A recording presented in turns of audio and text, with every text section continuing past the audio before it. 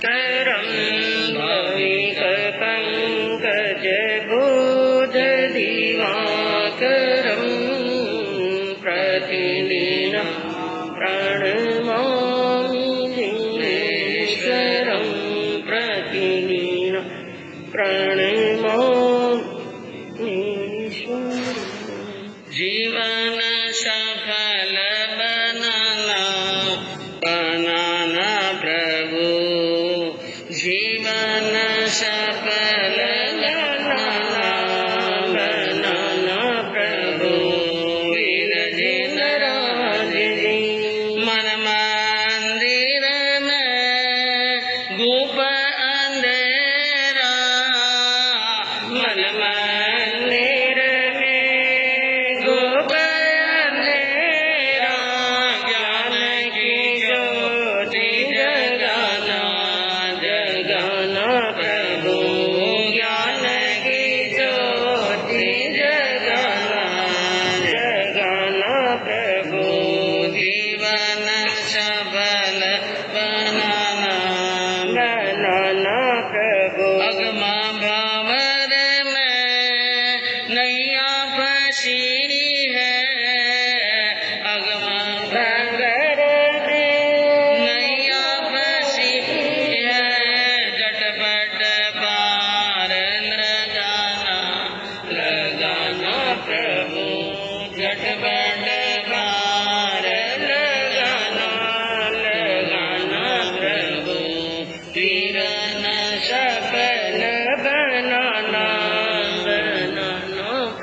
मैं भी तुम सा जिन बन जाऊं, मैं भी तुम सा जिन बन जाऊं, पर्दा दूरी का हटाना प्रभु, पर्दा दूरी का हटाना प्रभु, जीवन सफल बनाना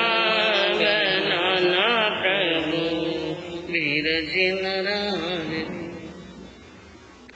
सर्वज्ञ सर्वदर्शी चरम के भयंकर अहिंसा के अवतार विश्व वंदनीय शासनपति श्रवण भगवान वर्तमान महावीर के पावन चरणों में कोटि कोटि वंदन।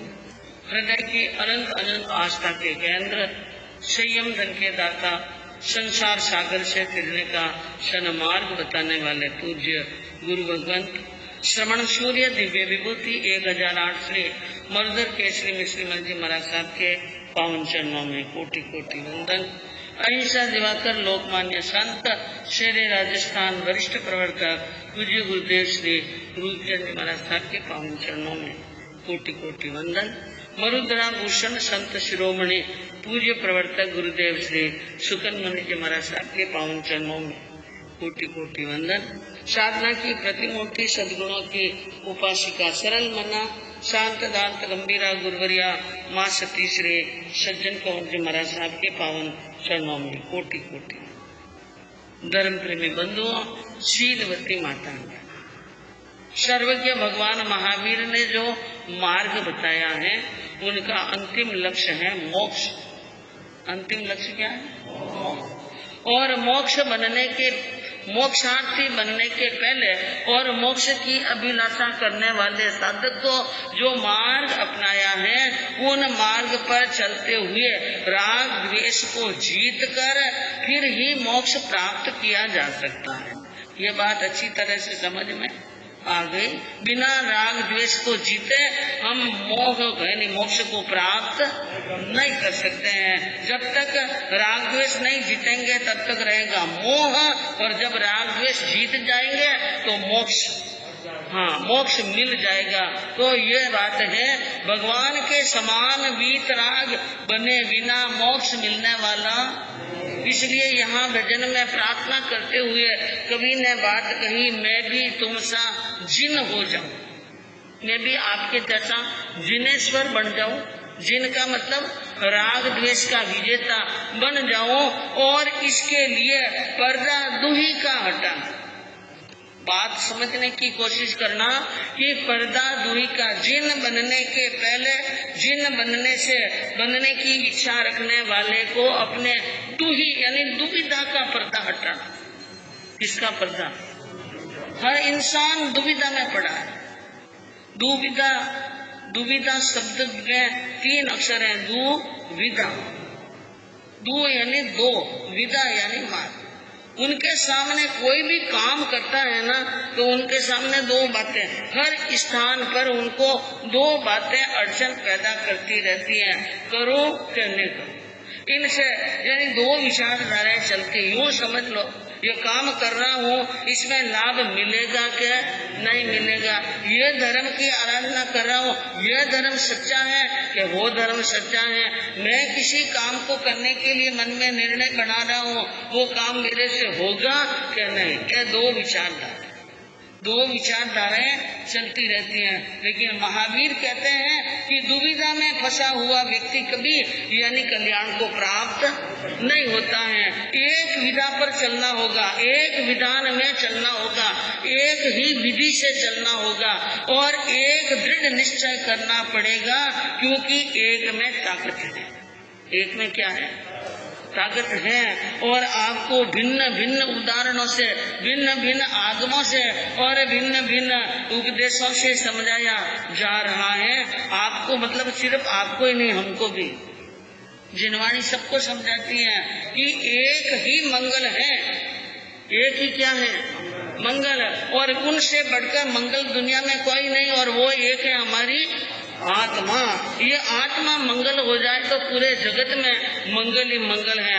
आप सुखी तो दुनिया सुखी ना, आप दुखी तो हाँ दुनिया दुखी। तो कहने का मतलब यह है, हमारी आत्मा को जगाने के लिए प्रभु ने उपदेश दिए। तो एक तरफ भगवान के उपदेश कर्म आत्मा को जगाने के हैं, और एक तरफ भगवान के उपदेश ये भी है कि जो कर रहे हो उनका फल तुम्हें भोगना पड़ेगा। अच्छे का अच्छा और बुरे का बुरा मिलता रहता है। अंजना सती के जीवन चरित्र से आपने सुना था कि हनुमान जी का जन्म हो गया। रवि नक्षत्र पुष्य नक्षत्र के दिन भगवान यानी हनुमान का क्या हुआ? जन्म हुआ। और उनके जन्म पर यानी खुशियां हुई। सबसे ज्यादा खुशी हुई माँ को, अपने बेटे को देखकर, और एकदम पुत्र का मुख देखा, मन के अंदर बहुत प्रसन्न हुई। बसंत माला ने उनके पुत्र को और अंजना को नदी के किनारे विदा कर शुद्धि की, और फिर उसके बाद में यानी पत्र कोमल कोमल पत्तों की सैया बनाई, और हरे हरे कोमल पत्तों बड़े बड़े पत्तों की सैया पर सुला दिया, और पुत्र को निरख रही है। मन के अंदर बड़ा विचार चल रहे हैं। एक तो जंगल है, क्या है? जंगल। और सोने के लिए जो मखमल की सैया नहीं है, सोने के पलंग नहीं है वहाँ पर, और नौकर चाकर भी वहाँ पर इतने जन्म निर्गत नंदन नयन दापे सुख पावे अन्न पार जन्म महोत्सव कौन करेगा, जन्म महोत्सव कौन करेगा। क्यों गए कटक मजार जी धन सती अंजना, साचे तत्वंती राशि शील। अब अंजना एक तरफ से पुत्र को देखकर बड़ी सुखी हो रही है, और दूसरे क्षण विचार आ रहे हैं, मेरे इस सुंदर पुत्र का यानी इन मेरे बेटे लाडले का जन्म महोत्सव कौन करे, क्योंकि पीऊ गए कटक मजार। अगर राजी खुशी ससुराल में होती तो हमारे सास ससुर इनको देखकर बहुत खुश होते और जोरदार जन्म महोत्सव होता। अगर पियर में भी मुझे रख देते ना, तो वहाँ भी क्या हो सकता था? जन्म महोत्सव। लेकिन पियर सासरे नहीं रखा गया, मैं जंगल में आ गई और पति मेरे कटकने गए हुए हैं, इसलिए वो विचार ही कर रही थी। और बालक माँ की गोदी के अंदर खेल रहा था, और खेलते खेलते बालक की नजर पड़ी ऊपर आकाश के अंदर। रात्रि का समय था और आकाश के अंदर उनकी क्या पड़ती हैं, नजर पड़ती हैं। तो वहाँ आकाश के अंदर उनको क्या दिखाई दे रहा है बच्चे को, एक चंद्रमा, हाँ अष्टमी का चंद्रमा दिख रहा था।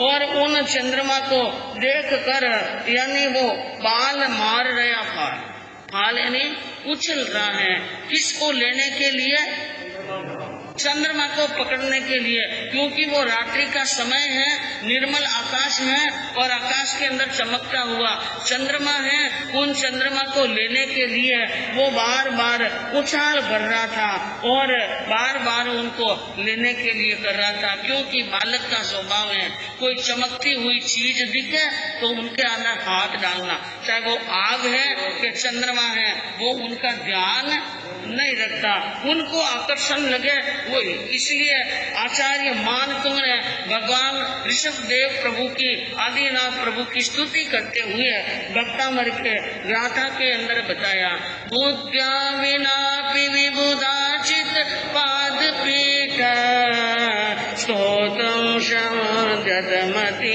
विगत प्रभु बालं विहाय जल संस्थितमिन्दु बिम्ब मन्यत इच्छति जन सहसाग्रहीतम्। क्या अर्थ पर क्या भावना रखी स्तुति करते हुए कि हे भगवान, मैं यानी मैं मानता हूँ आचार्य जो आपकी स्तुति करने के लिए उद्यत हुआ हूँ, मैं आपकी स्तुति करने के लिए तैयार हुआ हूँ, लेकिन मेरे अंदर इतनी बुद्धि नहीं है, मैं तो एक नादान बालक की तरह हूँ, मेरे अंदर बुद्धि नहीं है। और विबुधार्चित पाद पीठ, आपके चरण कमल तो विद्वानों और देवताओं के द्वारा पूजनीय है और बड़े बड़े प्रकांड बृहस्पति के समान बड़े आचार्यों के द्वारा पूजनीय है, मेरे अंदर बुद्धि नहीं है। मैं तो आपके सामने यानी उपस्थित हुआ हूँ स्तुति करने के लिए इस प्रकार की, जैसे यानी बालम विहाय जल संस्थित बिंदु बिंब, अगर चंद्रमा की प्रतिबिंब पानी की थाली के अंदर या परात में पड़े और उन प्रतिबिंब को पकड़ने के लिए एक बालक ही आगे दौड़कर प्रतिबिंब को पकड़ने के लिए भाग सकता है और दौड़ने का और प्रयास कर सकता है पकड़ने के लिए, बाकी समझदार तो क्या समझते हैं, ये तो पानी है और पानी में तो चंद्रमा की क्या है पता ही है। तो बालक को छोड़कर कौन जल में पड़े हुए चंद्रमा को पकड़ने की इच्छा करेंगे,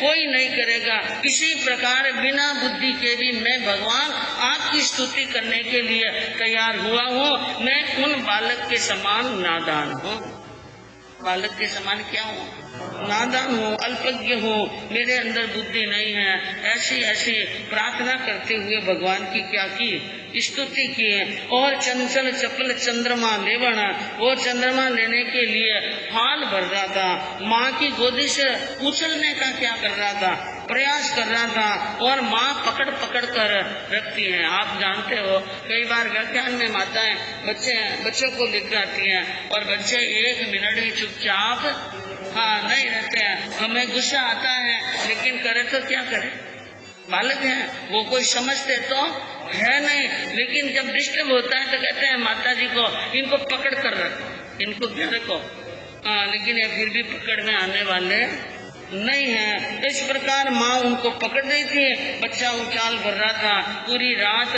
हो गई समाप्त। थोड़ी देर बच्चे ने भी नींद ली, माँ ने भी नींद ली और सखी ने भी क्या ली, नींद। और प्रातः काल सूर्य का उदय हुआ और हनु पाटन के अंदर राज्य करने वाले महान विद्याधर यानी सूरसेन नाम के एक महाराज विमान में बैठकर, विद्याधर राजा है इसलिए वो विमान में बैठकर आकाश मार्ग से आते हुए जा रहे थे और उसी जंगल के ऊपर से होकर के जा रहे थे। एक अचानक घटना घट गई। यान स्तंभियो नजर निहाली बैठी तरु तलवार, अचरज पाकर निज नारी ने भेजी पास तत्काल जी धन सती अंजना,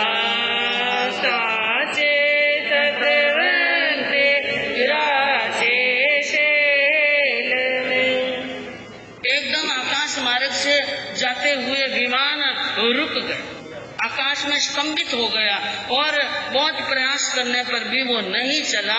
तो विद्याधर राजा शूरसेन विचार करने लगे, क्या बात है, विमान क्यों नहीं चल रहा है। एकदम उनकी नजर सामने गई, घोर जंगल के अंदर दो औरतें, घोर जंगल में दो औरतें, दो अबलाओं को देखकर आश्चर्य हुआ शूरसेन को, ऐसे घोर विहड़ जंगल के अंदर ये औरतें कहाँ से आई, इसलिए कोई बात होनी चाहिए। उन्होंने यथासंभव शीघ्र ही अपने यान को एक बड़े पेड़ के नीचे अलग से उतार दिया। उनके साथ में उनकी रानी थी, उनको कहा जाओ वे दो अबलाएं हैं, उनके पास में जाकर पता लगाओ वो कौन है और यहाँ जंगल के अंदर क्या कर रही है, किस प्रकार की यानी कौन सी बात हुई है, सारी बात का पता लगाओ। ऐसा कहकर अपनी पत्नी को भेजा और पत्नी सामने गई और सामने जाते ही वो क्या देखती है, अंजना ने उन आने वाली रानी को देखा और रानी ने किसको देखा, अंजना ने उनको ओळख लिया, ये मेरे मामी सा है। कौन है? हाँ, मामी ओढ़ की सती अंजना और छूटी जल की धार, आंखों से आंसुओं की धार चलने लगी और मामी ने भी अपनी भांजी को ओढ़ लिया और नानदी को ओढ़ किया और उसके अंदर में बड़ा दुख हुआ। आप इस घोर जंगल के अंदर अकेली इन सखी के साथ में क्या, और ये बालक उन्होंने अपनी घर की जो बीती बिताई बात थी सारी की सारी बात क्या कहती मामी शाह को बता दी। और फिर उसके बाद में ये बात सुन मामी मामा के पास में गई और कहा ये कोई नहीं, अपनी ही घर की पुत्री है, हमारी बेटी है, चलो। अब मामा भी वहाँ पर आए, रोती रोती गए, अंजना सुन मामा मुझ बात पियर सासरा नहीं आसरा नहीं दे मेरो सा। रोती रोती अंजना ने कह दिया कि मामा जी एक बात है, ये पियर और ये ससुराल ये आसरा कहीं पर भी नहीं दिया गया और मुझे यहाँ वन में आना पड़ा और वन में क्या काट रही हूँ, दिन काट रही हूँ। ये बात सुन मामा को बड़ा आश्चर्य हुआ कि ऐसे वन में कोई दिन काटे जा सकते हैं क्या। उन्होंने कहा जो कुछ भी हुआ है वो अच्छा तो नहीं हुआ। मामू कहे सुन भाणजी सर मत करो, अब मत करिए सोच, हमारे साथ में आप पधारो, हमारे साथ में आप पधारो। ओम चौधर आलो जदि धन सती अंजना, साजे सतवंते राजेशील। मामा जी ने मनवार किए और कहा कि हे भाणजी तेरे साथ में बड़ा दुख का पहाड़ टूटा है और तूने बड़ी मुश्किल से इन दिनों को गुजारा और धर्म की शरण दी, बहुत बहुत धन्यवाद साधुवाद है। अब आप ज्यादा चिंता फिक्र ना करो और मेरे साथ में पधारो। अपने मामा ने कोई बात नहीं, मैं आपको ले जा रहा हूँ और मनमार कर रहा हूँ, इसलिए आप अपने दिल को बड़ा करके जो अपमान हुआ है एक बार उनको भुला दो और मेरी मनमार मान करके ऊंचा और बड़ा सोचकर मेरे साथ में चलो। मामी जी ने भी हाथ पकड़ लिया और नाना मामा जी ने उन भांजे को बच्चे को गोद में उठा दिया और सबको वहाँ पर विमान के पास में लाया और बड़ी मनवार से अंजना को विमान में बिठाया और मामा जी वहाँ से क्या हो रहे हैं, रवाना हो रहे हैं। अब मामा जी के जो विमान है वो विमान भी बड़ा ही जोरदार सजा हुआ और बड़ा ही चमकदार और मोतियों की झालरें और नूम के और झूम के घंटियां लटक रही हैं। जो जो विमान चलता है और घंटियां बजती हैं और झूम के बजते रहते हैं और माँ की गोद में बालक ने झूमका देख, क्योंकि आप भी बच्चे की पालने में क्या लगाते हैं, लगाओ ना के बाल झूम को देखने चोर राजी नहीं मारे तो अच्छा चौका चौका वह जो झुमका बाजारों ले और वो झुमका को लेने के लिए बार बार क्या करता है, हाथ ऊपर करता है। और इसी प्रकार मामा जी के विमान के झुमके लेने के लिए हनुमान जी अपने हाथ को क्या कर रहे थे, हाँ, अभी तक नामकरण संस्कार नहीं हुआ उनका, लेकिन वो बालक उनके हाथ को ऊंचा ऊंचा कर रहा है। और मामा जी ने उस समय कहा, क्योंकि हनु पाटन में रहने वाले थे, हनु पाटन नाम था मामा जी के गांव का, और आज उनको वहाँ ले जा रहे हैं, तो मामा जी ने नाम रखा हनुमान। क्या रखा? हनु तो नगर का नाम, मान यानी मनवार के, और मामा जी मनवार करके ले गए, इसलिए नाम क्या रख दिया? हनुमान। अब वहाँ पर हनुमान जी झुमका लेने के लिए उछल रहा था, एकदम उछका मात गोद से बाल लाल हनुमान, मोती झुमका लेवन कारण, मोतीरा झुमका लेवन कारण, गोबर करे हनुमान जी जन सती अंजना, साचे सतवंते राशि, उछल्यो कुंवड़ तोड़ कर मोती पड़ो भूमि पर जा, सती अंजना देख दशायन विध कर करी अकुलाय जी, धन सती अंजना, साचे सतवंते राशि शील में। मामा मामी बातें करते करते जा रहे हैं, विमान त्वरित गति से ऊपर उड़ रहा है और धरती से काफी ऊपर उड़ रहा था, और उसी वक्त बालक ने मोती का झुमका तोड़ने के लिए एक फाल भरी और मोती तो तोड़ दिया, लेकिन बालक बाहर ही गिर गया और ठेठ नीचे जंगल के अंदर गिर गया। और ये सब दृश्य अंजना ने देखा तो उनके तो हालत खराब हो गई, इतनी ऊंचाई से मेरे बालक ने यानी छलांग लगाई है, यानी नीचे गिरा है, अब तो हड्डियां भी बचने वाली नहीं है, उनसे रहा नहीं गया, और वो विध विध पर अकुलाने लगी, रोने लगी, और वो कहने लगी, अब मेरा तो एक आसरा बेटा ही था और बेटा मर गया, अब जिंदा रहने में कोई फायदा? पहले तो मैं इसलिए जिंदा रह रही थी कि मुझे बच्चे को क्या देना है, जन्म, और अब ये जन्म लिया न, अब वो मौत के मुंह में चला गया। मारो लाल गिरो सुकुमार नार में भी गिर जाऊंगी, मैं भी गिर जाऊंगी, हाय मैं तो मर जाऊंगी, मारो लाल गिरो सुकुमार नार में भी गिर जाऊंगी। अंजना ने कहा, मेरा पुत्र गिर गया है, अब मैं पीछे रहने वाली नहीं हूँ, मैं पीछे गिर जाऊंगी, मर जाऊंगी, और मैं नहीं हरगिज रहूंगी, मैं नहीं दुख पाऊंगी, मैं जिंदी रहने वाली नहीं हूँ। और जिंदी रह करके रोज रोज बेटे की मौत को याद कर करके रो रो करके रहना, ये मेरे से होने वाला नहीं है। लाल वीरा की जाड़ो जाड़ में मैं जल जाऊंगी, अगर मैं नहीं मरी तो इन पुत्र के वियोग की अग्नि में जल जल करके यूं ही मर जाऊंगी, और जब तक सुतमुख नहीं देखूं तो मैं दुख पाऊं, बेटे का मुंह नहीं दिखेगा तो मैं क्या पाऊंगी? दुख। इसलिए हाय कर्म ने क्या कहना, किम शांति मना, ये कर्म तो और दुख ही दुख देते जा रहे हैं, अब मैं शांति कैसे रखूं? मामा ने सांत्वना दी और कहा, बेटी तू रो मत, हम अभी जाकर इंतजाम करते हैं।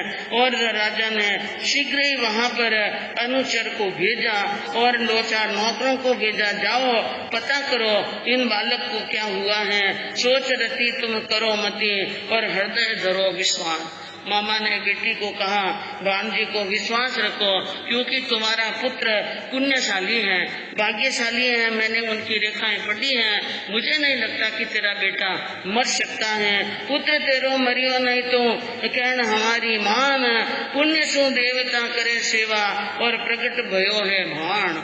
और ये तो तुम्हारे कुल का भाण है, यानी सूर्य है, इसलिए तू चिंता मत कर। माता पिता मामा मामी समझा रहे हैं, और मामा जी कहा कि तू इतनी चिंता में मैं खुद जाऊं, अब वो राजा विद्याधर विद्या के प्रभाव से नीचे उतरे और वहां पर उन्होंने क्या देखा कि पहले तो हनुमान विमान से नीचे गिरे, एक झाड़ डाल के ऊपर गिरे तो बहुत बड़ा वृक्ष था, उनकी वृक्ष की मजबूत डाल थी, वो डाल टूट गई। क्या टूट गई? डाल टूट गई। और डाल टूट जाने के बाद में जो नीचे गिरा वहाँ एक बहुत बड़ी शिला पड़ी हुई थी और शिला का हो गया चकनाचूर। एक बालक क्या पड़ा, यूं समझो इंद्र का वज्र पड़ गया। और इंद्र का वज्र पड़ने के बाद में चीज क्या होती है, चूराचूर। ऐसा हुआ और मामा उन पुत्र को लेकर शीघ्र ही पास में आया और कहा कि एक बात मैं तुम्हें कह दूं अंजना, ये तुम्हारा पुत्र महाबली है। ये बालक में 2 दिन का पुत्र भी इतना शक्तिशाली कि इतनी बड़ी वृक्ष की मजबूत डाल टूट गई और नीचे गिरा तो शिला टूट गई। और साधारण मनुष्य नीचे गिरे तो हाँ माता की फाट जाए, हाँ उनके खुद के चकनाचूर हो जाए। लेकिन कहा इसलिए चिंता छोड़, अब करो सम्मान, इनका सम्मान करो। तू वीर जननी है, तूने वीर पुत्र को क्या दिया है, जन्म दिया है। इस प्रकार बड़ी सुख शाता पूर्वक आनंद और अपने पुत्र को देखकर अत्यंत खुश प्रसन्न हुई सती अंजना अपने मोसाल के अंदर चली जाती हैं। अपने धर्म पर पूरी आस्था रखती हैं, दुख में भी धर्म में आस्था रखी और सुख में भी धर्म में आस्था रखी है। और अब आप सुनिए पवन कुमार के जीवन की बात कि पवन जी जो युद्ध करने के लिए गए थे, अरे पवन वरण को जीत के सर ले गया लंका दुमा, सीधा आया निज नगरी में, सीधा आया निज नगरी में, सीधा दियो सन्मान जी धन सती अंजना, साचे सतवंते राची शील। पवन जी ने वरुण के साथ में युद्ध किया, वरुण को परास्त किया और जीत के नगाड़े बजाकर लंका नगरी में आए। और रावण राजा ने पवन विद्याधर की बहुत मान सम्मान किया, उनकी प्रतिष्ठा में बढ़ोतरी कर ली और वहां से सीख लेकर शीघ्र ही, क्योंकि उनको रुकना नहीं था, उनको शीघ्र कहाँ पहुंचना है, अपनी नगरी रतनपुरी के अंदर अंजना की सता और उनके समाचार लेने थे, इसलिए शीघ्र ही रतनपुरी आ गए। माता पिता को प्रणाम किया और अपने यानी बहादुर बेटे का माता पिता ने बहुत सम्मान किया। और सम्मान करने के बाद में माँ और 2-4 बात पूछे, उनके पहले गौर साहब खड़े हो गए और माँ बाप की बात में इतना ध्यान नहीं दिया। माता पिता एक दूसरे का मुख देख रहे हैं, क्या बात है, पवन के मन के अंदर क्या चल रहा है। माता पिता को वंदन करके आया मैं नामा, इत उत दे सती न लादे, इत उत देखे सती न लादे, का कर